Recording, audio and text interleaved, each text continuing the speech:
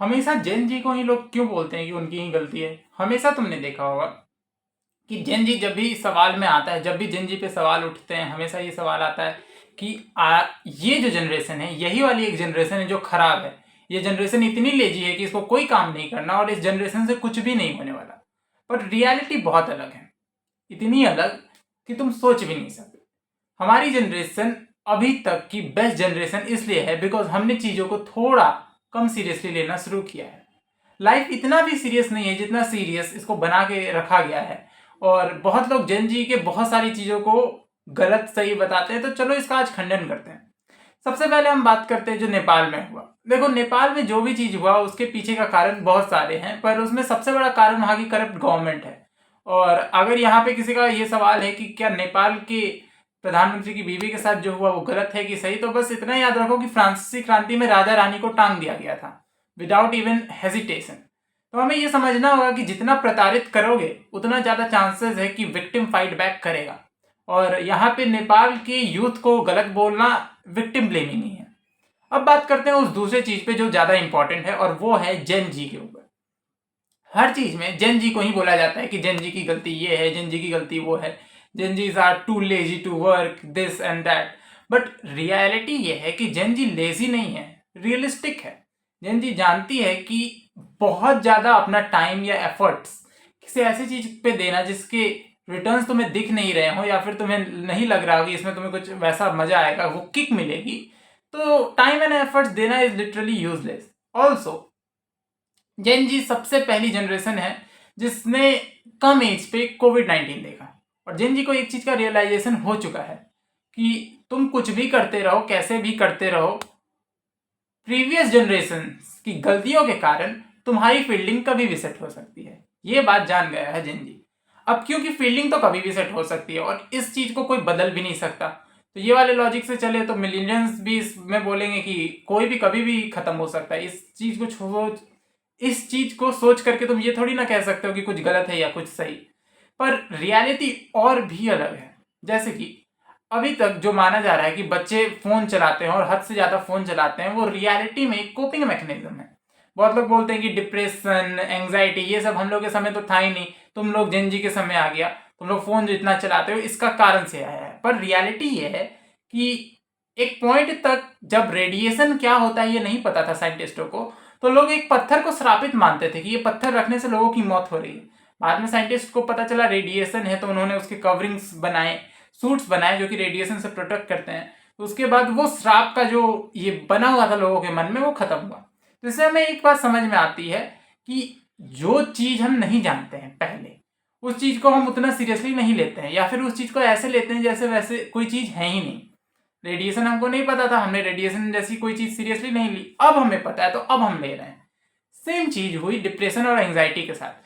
Depression और anxiety पेट्रियार्किकल society है, पितृसत्ता की ये सोसाइटी है जो कि मर्दों को हमेशा ऊंचा दिखाती है। इसके चक्कर में मर्दों का भी शोषण हो रहा है, औरतों का भी हो रहा है। होता क्या है कि मर्द कमजोर नहीं होते, मर्द रोते नहीं है, ऐसे माइंडसेट बना के फर्स्ट ऑफ ऑल रोना बहुत जरूरी है। इतना जरूरी है कि अगर तुम रोगे नहीं तो तुम्हारी बॉडी पे उसका नेगेटिव डैमेज पड़ेगा। और तो और दो चार और चीजें हैं। फर्स्ट ऑफ ऑल मर्दों के अंदर ये मानसिकता आ गई। मिलियंस की ही बात करते हैं, बस एक जनरेशन पहले most of them are just too scare to even talk to anyone. अगर हम उनसे कहें, अगर हम लगभग कह दें कि 70% मिलियंस में अभी के टाइम पे पेट्रियार्कल बिलीफ सिस्टम्स है। वो मानते हैं कि जो समाज सही मानता है वो सही है। 30% ही जो मिलियंस थे वो ठीक ठाक निकले और उन्होंने कुछ किया रियल में समाज के लिए। बाकी जो मानते थे कि समाज सही है वो समाज के ही रह गए।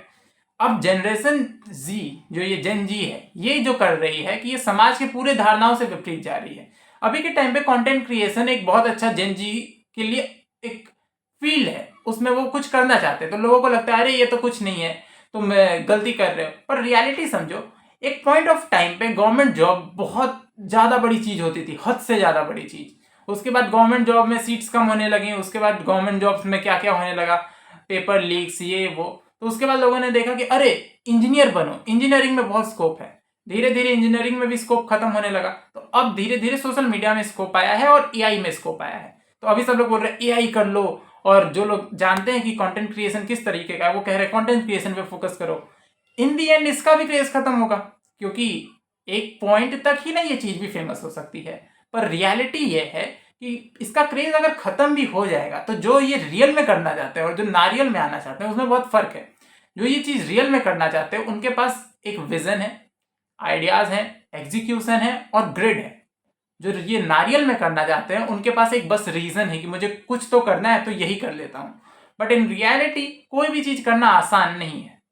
अंत में मैं बस इतना ही बोलना चाहूंगा कि जनरेशन जी को जो ये विक्टिम ब्लेमिंग हो रही है इतना ज्यादा, कि जनरेशन जी की ही सबसे बड़ी गलती है। तो देखो, ना वर्ल्ड वार वॉर हमने करवाया, ना वर्ल्ड वार 2 हमने करवाया, ना हमने पितृसत्ता का समर्थन किया। विमेन राइट्स और फेमिनिज्म जैसी चीज है जो कि विमेन के लिए जरूरी थी, वो तो हमारे जनरेशन में जागृत हो रही है।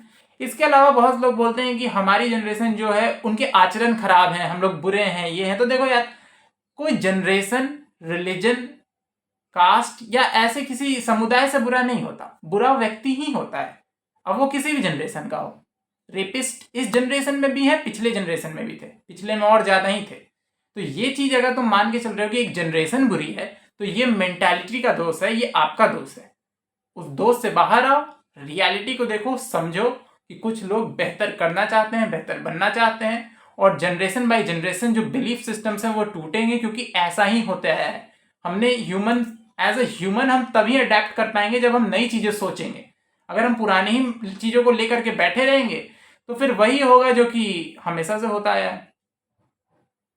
तब तक के लिए मैं तुम्हें बस एक बात बोलूंगा कि 3 चीजों के ऊपर फोकस करो। अगर तुम जेन जी हो तो अपने जो भी आइडिया है तुम्हारे पास उस पर वर्क करने पे फोकस करो।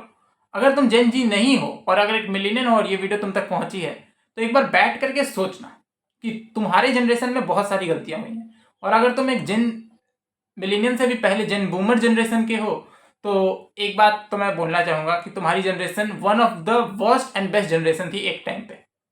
फिर बूमर के बाद आ गया मिलेनियंस, फिर उन्हें भी सेम चीज बोला गया, फिर आ गया जेन जी, हमें भी सेम चीज बोला जा रहा है।